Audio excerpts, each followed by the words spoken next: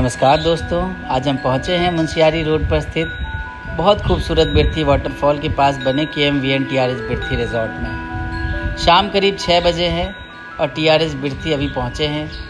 कमरे में check in किया और जैसे ही हम बालकनी में आए, जो सामने नज़ारा था उसने दिल को जीत लिया।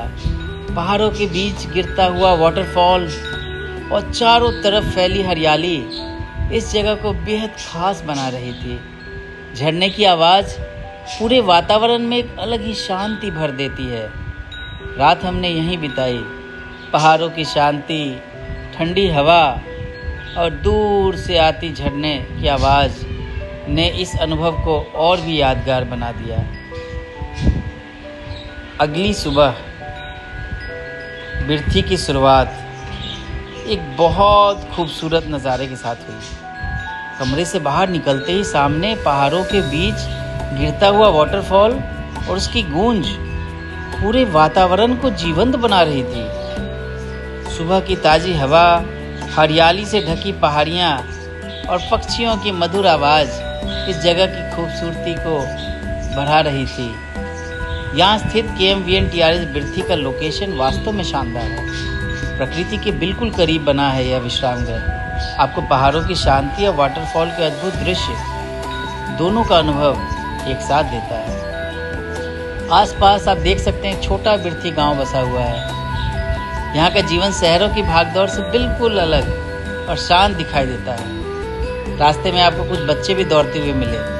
ये साइंस अपना प्रोजेक्ट लेके स्कूल जा रहे हैं। उनकी उत्सुकता और चेहरे की मुस्कान देखकर पहाड़ों की सरल और सुंदर जीवन शैली की एक झलक देखने को मिली। ऐसी ही छोटी छोटी बातें किसी भी यात्रा को सिर्फ एक सफ़र नहीं बल्कि एक यादगार अनुभव बना देती है। और इन्हीं खूबसूरत नज़ारों और अनुभव के साथ हम निकल पड़े बिरथी वाटरफॉल के करीब से देखने। रास्ता बहुत लंबा नहीं था, लेकिन हर कदम पर पहाड़ों का जीवन अपनी एक अलग कहानी सुना रहा था। रास्ते में हमने कुछ स्थानीय महिलाओं को देखा जो अपनी पीठ पर लकड़ियों के भारी गट्ठर लेकर पहाड़ी रास्ते पर ऊपर चढ़ रही थी। उन्हें देखकर एहसास हुआ कि पहाड़ों का जीवन जितना खूबसूरत दिखाई देता है, उतना ही मेहनत और संघर्ष से भरा भी होता है। इन पहाड़ों की असली ताकत सिर्फ यहाँ की ऊंची चोटियाँ नहीं, बल्कि यहाँ के मेहनती लोग भी हैं जो हर दिन प्रकृति के साथ तालमेल बिठाकर अपना जीवन जीते हैं। इन्हीं खूबसूरत रास्तों पर आगे बढ़ते हुए हमारी मुलाकात एक प्यारी सी स्थानीय बच्ची काव्या से भी हुई। उसकी मुस्कान में पहाड़ों की सादगी थी और उसकी आवाज़ में इस मिट्टी की मिठास। वो पूछ रही थी, अच्छा भैया, आपने ये हाथ में क्या पहना है, ये कितने का है? कभी पूछ रही थी, अच्छा भैया ये चश्मा कितने का है, ये आप मुझे दे दो। तो सुनिए काव्या की ये गीत जो आपको मन मोह। लाल तेरे गम में है तुम्हें चूड़ी छनहरा, लाल तेरे गम में है तुम्हें चूड़ी छनहरा। आ चुनरी तेरी, आया है चुनरी तेरी, चमकनी गुलाब सरारा। फला पानी तो काले पिलूलो, फला पानी तो काले पिलूलो। काव्या की मधुर आवाज इस सफर को और भी खास हिमालय हवा सुरूरू, बंगला पानी तुरूरू, तभी है भी दसी जुला, बसा चुले दसा गुरूरू।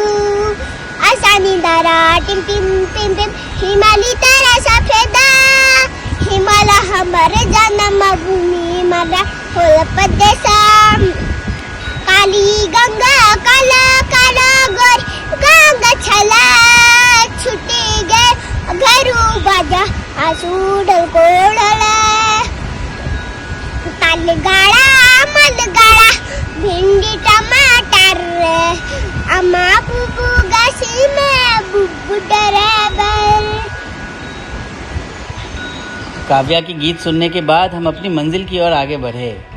जैसे जैसे हम आगे बढ़ रहे थे, वाटरफॉल की गूंज और भी स्पष्ट सुनाई देने लगी। ठंडी हवा के झोंके, आसपास फैली हरियाली और पहाड़ों का शांत वातावरण इस छोटे से सफ़र को बेहद सुखद बना रहे थे। रास्ते में हल्की सी चढ़ाई थी, लेकिन सामने दिखाई देता झरना हर कदम को आसान बना रहा था। पानी की आवाज़ लगातार करीब आती जा रही थी और उत्सुकता भी बढ़ती जा रही थी कि पास से यह दृश्य कितना भव्य दिखाई देगा। ऐसे पलों में महसूस होता है कि यात्रा सिर्फ मंजिल तक पहुंचने का नाम नहीं है, बल्कि रास्ते में मिलने वाले अनुभव ही उसे यादगार बनाते हैं। तो हम चलते जा रहे थे, आपस में बात करते हुए, मनमोहक दृश्य का नज़ारा लेते हुए, काव्या को अलविदा कहते हुए, जो भाग के अपनी माँ के पास गई। और मेरी बेटी का नाम भव्या है, तो इसके पीछे पीछे चल पड़ा मैं। भवेश थोड़ा थक भी रहा था और थकान तो हो रही थी हमारी मैडम को, लेकिन पहाड़ झरना देखकर मन मुग्ध हो जाता था। और कुछ ही देर में हम स्काई वॉक के पास पहुंच चुके थे, जहां हमारा इंतज़ार कर रहा था बिरथी वाटरफॉल का एक शानदार और अविस्मरणीय नज़ारा।